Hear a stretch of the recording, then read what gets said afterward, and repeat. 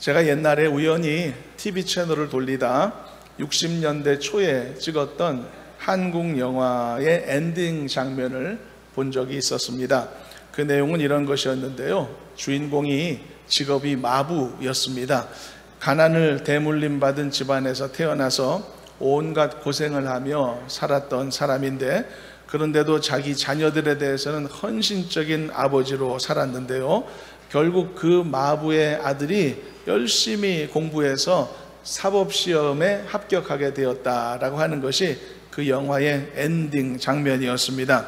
눈이 펑펑 오는 어떤 날, 마부의 아들이 벽에 붙어진 이 합격자 명단에서 자기의 이름을 발견하고는 함께 모여있는 온 가족들이 얼싸안고 눈물을 펑펑 흘리며 기뻐하는 장면이, 그 내용이 나오는데요.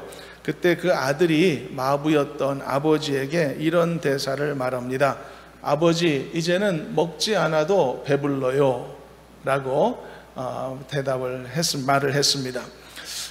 옛날에는 큰 공감을 불러일으켰을 만한 그런 대사였지만은 지금은 우리에게 별로 와닿지 않는 대사라고 생각합니다. 제가 굉장히 감동스러운 장면, 엔딩 장면의 대사를 말했지만 여러분들의 표정을 보니 별로 와닿지 않는 것 같는 게 맞는 것 같습니다. 먹지 않아도 배불러요. 그게 뭐가 와닿습니까? 옛날에는 포만감을 위해서, 그 포만감이라는 행복을 누리기 위해서 열심히 일하고 그것을 행복으로 알았는데, 요즘은 반대인 것 같습니다.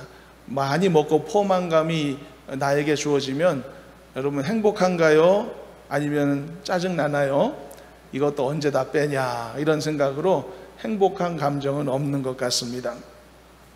그래서 요즘에는 이제 이런 대사가 우리에게 와닿지는 않을 텐데요. 옛날에는 좀 달랐던 것 같습니다.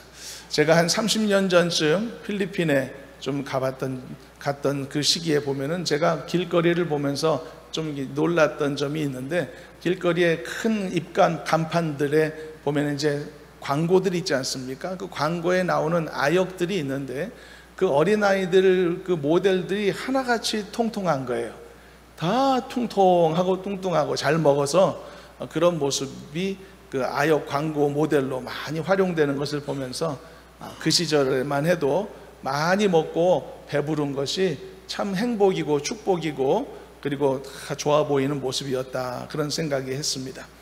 하지만 이제 지금이야 이것이 우리에게 와닿지 않지만 50년대 말 전쟁을 막 치루었던 때 모두가 배고팠던 그 시대를 생각해 본다면 이 대사가 그 당시의 사람들에게 얼마나 크게 와닿을 수 있었던 멘트였을까 생각해 봅니다. 여러분들도 혹시 이런 종류의 행복을 맛보신 경험이 있을 텐데요. 너무 오래라서 기억도 안 나실지 모르겠습니다. 아니면 지금도 그런 행복을 최근에 경험하신 분이 계실지도 모르겠죠. 사랑하는 사람과 결혼에 꼴이 냈을 때 이런 기쁨을 느껴보신 적이 있습니까? 먹지 않아도 배부른 느낌 말이죠. 그토록 기다리던 자녀를 품에 안았을 때 이런 종류의 기쁨을 느껴보지 않으셨을까요? 어려운 시험에 합격했다라든지 원하던 직장에 들어갔다라든지 할 때, 아니면 처음으로 예수님을 영접하게 되고 거듭나는 경험을 했을 때, 하나님이 나를 얼마나 사랑하시고 나를 아끼시고 인도하시는가를 알게 되었을 순간에 느꼈던 그 기쁨의 순간, 이런 경험을 여러분들은 해보신 적이 있지 않습니까? 먹지 않아도 배부르다라고 표현될 만큼의 기쁨이라면 그 기쁨은 가치가 있고 분명히 참 귀한 기쁨이다라고 말할 수 있을 것입니다. 오늘 본문에도 보면 예수님께서 그런 종류의 기쁨을 가지셨던 것을 볼 수 있는데요. 그렇다면 예수님이 가지셨던 이 기쁨은 어떤 종류의 기쁨이었을까요? 얼마나 큰 기쁨이었을까요? 이것을 이해하기 위해서 이 말씀이 이루어진 바로 전의 시점에 어떤 일이 일어났었는지에 대해서 다시 한번 생각해 볼 필요가 있습니다. 바로 전에 어떤 일이 있었냐? 우리가 저지난 말씀에서도 살펴본 바가 있었죠. 예수님이 사마리아 성 수가성에 있는 야곱의 우물 곁에서 한 여인을 만나시게 되었죠. 예수님은 그 여인을 우연히 만나신 게 아니고 유대 땅에서부터 철저히 계획하셔서 먼 길을 걸어오셨고 정확한 타이밍에 그 여인을 우물가에서 만나신 것이었죠. 그리고 놀랍게도 그 여인에게 진리의 복음의 말씀을 선포하셨고, 더 놀라운 것은 예수님은 그 여인에게 내가 그리스도다라고 하는 사실까지 숨김없이 알려주셨죠. 아주 이례적인 일이었죠. 그때 예수님이 전하신 그 말씀을 듣고 그 수가성 여인은 그 자리에서 예수님을 믿게 되었죠. 자신과 대화하시던 예수님이 곧 메시아이라는 사실을 알게 되고 온 민족이 바라던, 그토록 원하던 구원자이시라는 사실을 깨닫게 되었지 않습니까? 그래서 그 여인은 물동이를 놓아두고서 즉시로 마을 사람들에게 이 사실을 알리러 마을로 뛰어들어갔던 것이죠. 그리고 그 말을 들은 마을 사람들이 나중에 이제 몰려오게 되는데, 바로 요 시점에 벌어진 일이 오늘 본문 말씀의 이야기입니다. 수가성 여인이 마을로 다시 돌아갔고, 그리고 마을 사람들이 다시 예수님에게로 나오기 전에 그때 예수님과 제자들은 은밀하게 개인적으로 대화를 나눌 만한 시간이 그 사이에 형성이 되었던 것이고, 그때 조용히 나누셨던 대화의 내용이 오늘 본문의 내용인 것입니다. 제자들이 왜 이 마을에 갔었냐면은 음식을 구하기 위해 갔었죠. 그래서 제자들이 예수님께 돌아왔다는 것은 음식을 가지고 왔다는 뜻이겠죠. 그래서 제자들이 예수님에게 음식을 드시라 이렇게 권하게 되는데요, 그 내용부터 한번 성경을 따라가 보도록 하겠습니다. 31절 말씀을 함께 읽어보시도록 합니다. 그 사이에 제자들이 청하여 이르되 랍비여 잡수소서, 가져온 음식을 드세요 보세요. 근데 예수님이 그 음식을 맛있게 드시는 대신 수수께끼 같은 말씀을 남기셨는데 32절도 읽어보도록 하겠습니다. 읽어봅니다. 이르시되 내게는 너희가 알지 못하는 먹을 양식이 있느니라. 이게 무슨 이야기일까요? 이 말을 들은 제자들은 깜짝 놀랐습니다. 왜냐하면 예수님의 이 말씀을 곧이곧대로 들었기 때문이죠. 예수님이 이미 뭔가 드셨나 보다. 혹시 갖고 계신 게 있으셨을까? 아니면 누가 갖다 줬나? 그래서 제자들이 이런 말을 주고받았는데 33절도 읽어보시도록 합니다. 읽어봅니다. 제자들이 서로 말하되 누가 잡수실 것을 갖다 드렸는가 하니, 이렇게 제자들 가운데 좀 소동이 일어났었을 때 예수님께서는 제자들의 그 어리석은 생각을 이렇게 바로잡기 위해 다음과 같이 대답하셨죠. 34절도 함께 아울러 읽어보도록 합니다. 예수께서 이르시되 나의 양식은 나를 보내신 이의 뜻을 행하며 그의 일을 온전히 이루는 이것이니라. 이게 오늘 말씀의 아주 중요한 부분인데요, 예수님은요 육체에 먹을 음식을 말씀하셨던 게 아니었죠. 입으로 들어가는 그 음식을 말한 게 아니었던 겁니다. 그러면 입으로 들어가지 않은데 그게 음식이라고? 그럼 그게 무엇을 의미했던 것일까요? 우리는 예수님이 언급하신 이 양식을 영의 양식이다 이렇게 한번 칭해 보도록 하겠습니다. 비록 그래서 육체는 먹을 음식이 없어 피곤하고 목이 마른 가란 상태에 놓여질 수 있었지만, 이렇게 먹지 않아도 배부를 수 있게 하는 영의 양식이라는 게 있다는 것이죠. 그래서 사람이 이 영의 양식으로 배부르고 만족하게 될 때 육체의 배고픔의 고통쯤은 아무것도 아니다라는 의미가 되는 것이겠죠. 그러니까 진정한 배부름은 어디에 있느냐, 진정한 포만감은 어디에 있느냐, 육체의 양식으로부터 오는 게 아니라 영의 양식으로부터 오는 것이다 라는 그런 말씀이기도 했던 것입니다. 그러면 이 놀라운 양식은 도대체 뭐란 말입니까? 이 영의 양식은 어디서 구한단 말입니까? 우리가 흔히 생각할 때요, 영의 양식이란 곧 하나님의 말씀으로 생각하게 되죠. 그래서 내가 영의 양식을 먹는다는 것은 곧 내가 하나님의 말씀을 듣거나 또는 성경책을 펴서 하나님의 말씀을 읽는 행위로 얻어지는 것이다 라고 인식합니다. 물론 이것은 당연히 맞는 말입니다. 우리가 생각하는 영의 양식에 대한 일반적 개념이니까요. 그런데 오늘 본문에서 예수님은 이 영의 양식에 대해서 조금 다르게 설명하신 것을 볼 수 있습니다. 그렇다면 예수님의 설명은 어떤 것이었을까? 34절 말씀을 다시 한번 읽어보며 예수님이 영의 양식에 대해 어떤 말씀하셨는지 확인해 보도록 합니다. 읽어봅니다. 예수께서 이르시되 나의 양식은 나를 보내신 이의 뜻을 행하며 그의 일을 온전히 이루는 이것이니라. 이런 설명이었습니다. 예수님께서 이미 드시고 배부르셨던 이 영의 양식은 바로 하나님의 뜻을 따라 행하는 일이라는 거죠. 그리고 하나님이 원하시는 것을 온전히 이루어드리는 행위라는 것이죠. 그럼 언제 예수님이 이런 영의 양식을 드셨을까요? 언제 예수님이 하나님의 뜻을 이루셨을까? 여러분, 바로 앞에서 이루어졌던 일들을 기억해 보시길 바랍니다. 예수님은 먼 길을 걸어 이곳 사마리아까지 오셨죠. 그리고 아무도 관심도 없는 한 여인을 만나셨죠. 그리고 그 여인에게 복음을 제시하셨죠. 그런데 그 여인이 그 말씀을 듣고 믿고 거듭났죠. 그리고 바로 전에 이 여인이 물동이를 버려두고 마을 사람들에게로 달려갔단 말입니다. 이 복음을 전하기 위해서. 그러니까 한 사람이요, 하나님의 말씀으로 변화되어 새 사람이 되었단 말이죠. 그리고 그것을 하나님이 기뻐하시는 놀라운 일이다라고 규정하고, 그리고 그 일을 위해 내가 노력하고 수고하는 모든 행위, 이것이 영의 양식이다라고 설명하셨던 것입니다. 그리고 예수님은 바로 이것이 또한 하나님의 뜻이다라고 규정하시면서 이 하나님의 뜻을 행하고 하나님의 일을 온전히 이루기 위해 행하는 예수님이 하시는 모든 일도 역시 예수님에게는 배고픔을 없애주는 양식이다라고 말씀하셨던 것입니다. 이것이 바로 예수님이 이미 드셨던 영의 양식이다. 그리고 먹지 않아도 배부르다라고 말씀하셨던 그 영의 양식이었던 것입니다. 그렇다면 저와 여러분들도 이 영의 양식을 사모해야 되지 않을까요? 여러분들도 영의 양식의 풍성함을 누리는 복된 인생이 되시기를 주님의 이름으로 축복합니다. 하나님의 뜻을 이루는 것이 나에게 주어지는 영의 양식이라는 겁니다. 그리고 나에게 주어진 하나님의 뜻 안에는 그가 내 남편이든지 혹은 내 아내든지 내 자식이든지 내 친구든지 간에 한 사람의 구원을 위해 행하는 나의 모든 노력과 행위가 그 양식 안에 포함된다는 것입니다.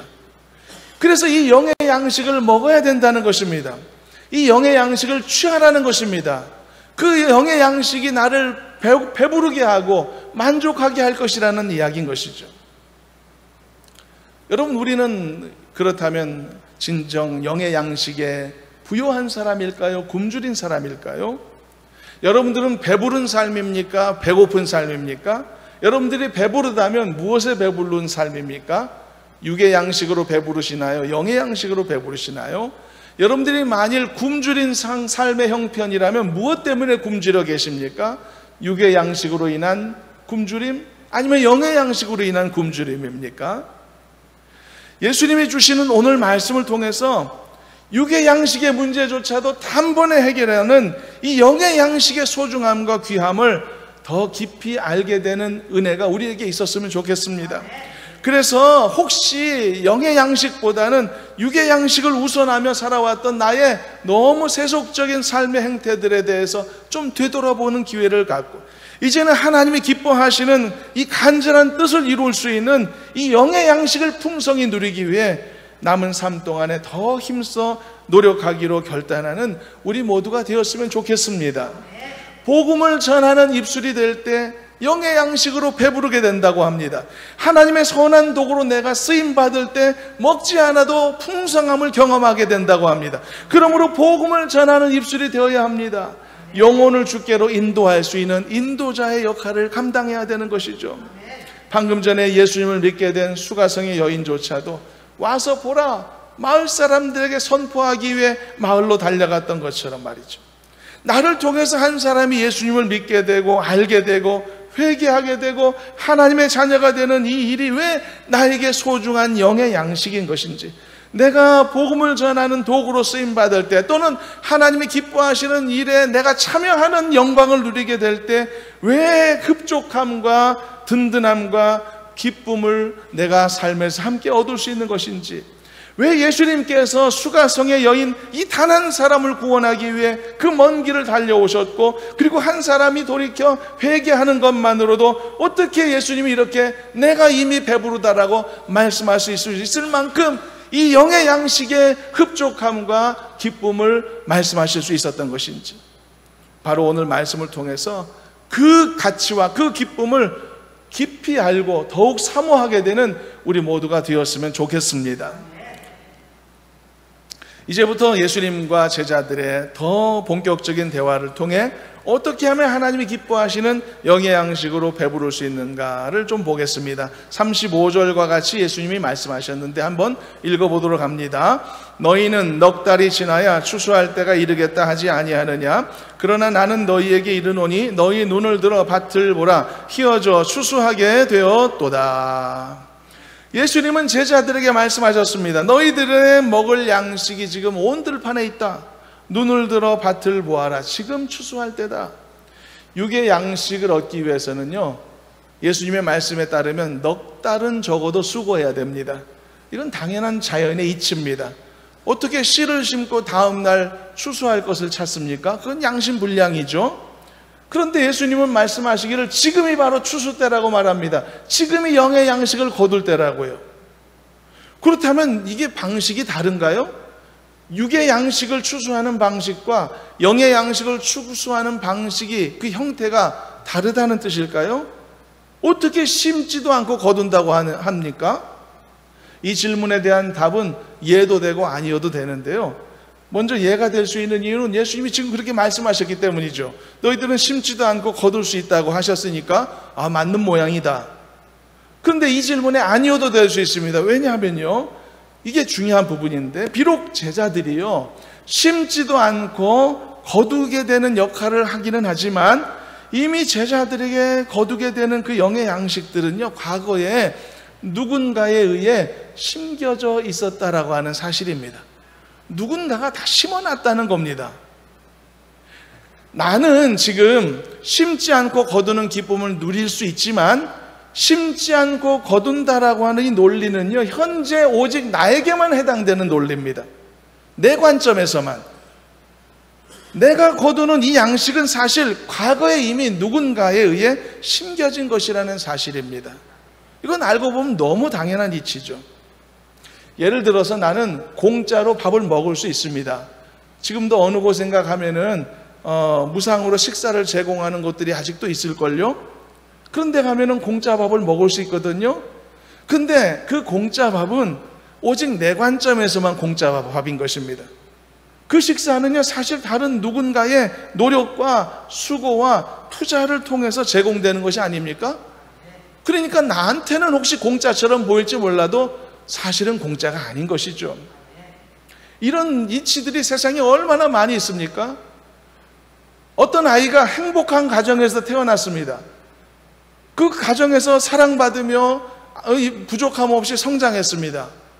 그 아이한테는 공짜처럼 보여지겠지만, 그런 가정 환경을 만들기에 그 부모가 얼마나 노력하고 수고하며 준비했을까 생각하면 그게 공짜입니까? 공짜가 아닌 것이죠.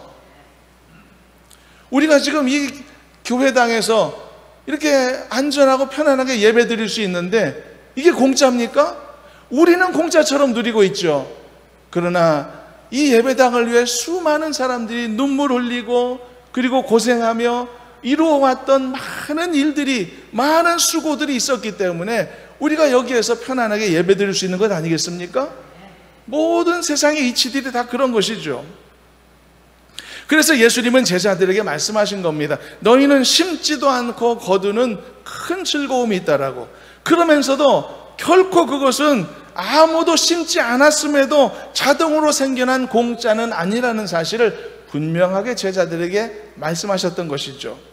그게 37절, 38절입니다. 함께 한번 읽어보도록 하겠습니다. 읽어봅니다. 그런즉 한 사람이 심고 다른 사람이 거둔다 하는 말이 옳도다. 내가 너희로 노력하지 아니한 것을 거두러 보내었노니 다른 사람들은 노력하였고 너희는 그들의 노력한 것에 참여하였느니라. 그렇다면 이것을 심기 위해 노력한 사람들은 누구라고 말씀하는 것일까요? 그 시대를 기준해서 본다면 시대마다 하나님이 보내주신 선지자들이 그런 사람들이겠죠. 그리고 이제는 앞으로 3년 동안 이 땅에서 심는 사역을 감당하시게 될 예수님 자신이기도 하셨던 것입니다. 이처럼 과거의 선지자들과 또 예수님의 희생의 사역을 통해 수많은 영혼들이 구원받을 수 있도록 엄청난 씨앗들이 세상에 심겨졌던 것이죠.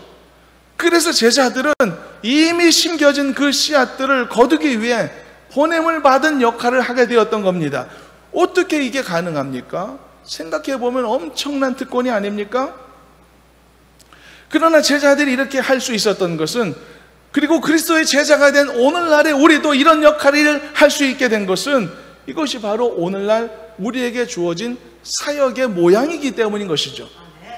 단순합니다. 심는 자는 따로 있고 거두는 자도 따로 있다는 것이죠. 그 중에서 우리는 예수님의 제자로서 거두는 사역의 부름을 받았다는 겁니다. 그게 우리의 역할이라는 거죠. 비록 우리가 심지 않은 것을 거두기 때문에 마음에 미안함이 있을 수 있고 부끄러움이 있을 수 있지만, 그러나 우리는 그럴 필요조차도 없는 것입니다. 왜냐하면 그것이 우리에게 주어진 일이고 하나님이 맡겨주신 사명이기 때문인 것입니다. 저도 여기에서 이 편안한 환경에서 말씀을 선포하는 것이 어떻게 보면 저의 모든 노력과 수고의 결실이 아닐 수도 있지 않습니까? 이런 환경 속에서 편하게 말씀을 선포하는 것은 오히려 저한테는 엄청난 은혜이고 특권이 아닐까요? 많은 이들의 노력과 많은 이들의 숨어있는 기도의 결실로 인해서, 그 결과로 인해서 오늘날 저도 저의 사역을 할 수 있는 것이라는 사실이 아닙니까? 이건 우리 모두에게 적용되는 것입니다. 우리는 다 거두는 특권을 누리고 있는 사람들이라는 것이죠. 여러분, 옛날 구약시대에는요, 사람이 하나님 앞에 온전한 예배를 드리려면은 해야 될 일들이 너무 많았습니다.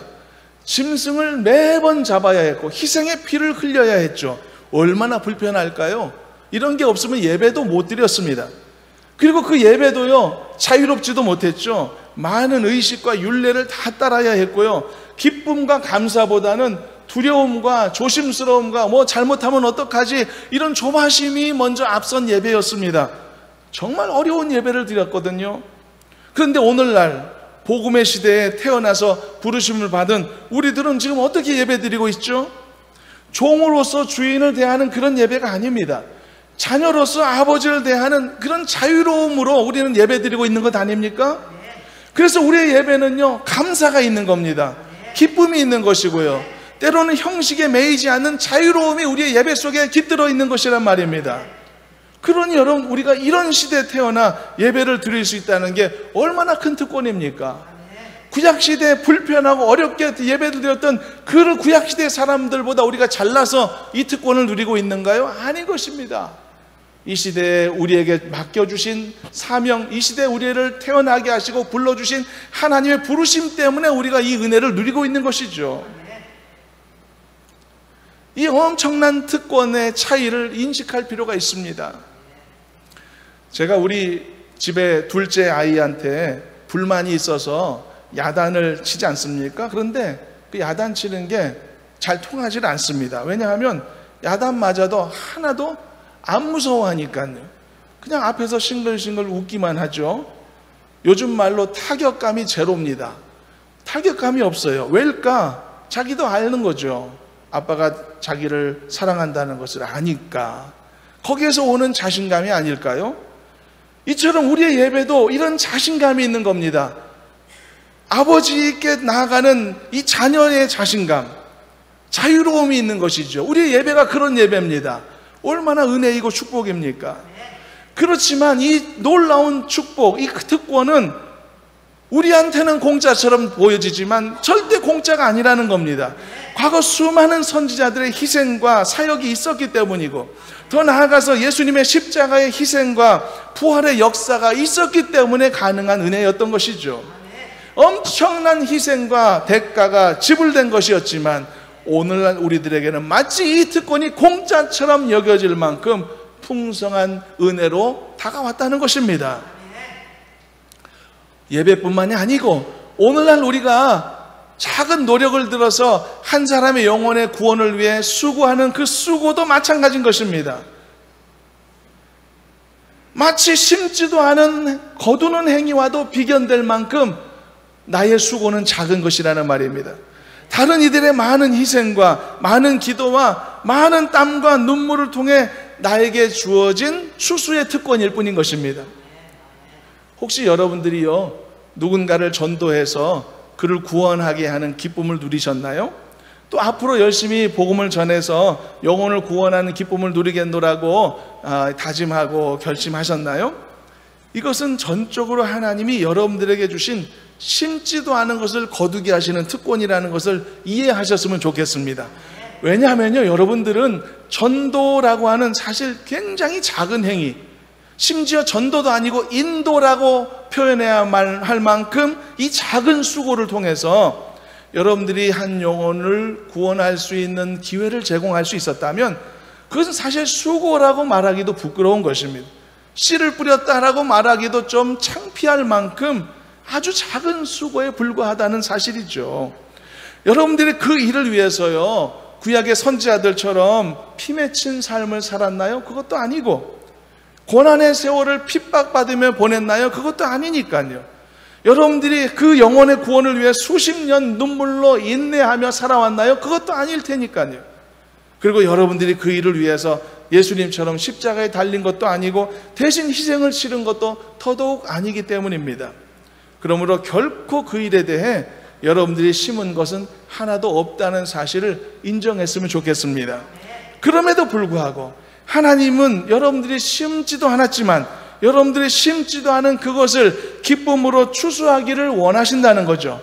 게다가 심었던 사람과 함께 그 추수의 기쁨에 동일하게 동참할 수 있도록 은혜를 주시겠다고 약속하셨단 말입니다. 그러니 여러분, 왜 우리가 이런 놀라운 제안을 거부할 수 있겠습니까? 숟가락만 얹어라, 같이 먹게 해줄게, 이런 제안이 아닙니까? 그러므로 여러분, 기쁨으로 추수하는 특권을 기꺼이 누리기를 결심하는 우리가 되었으면 좋겠습니다. 심지 않았지만 거두러 나아가시기를 마다하지 않는 성도가 되시기를 바랍니다.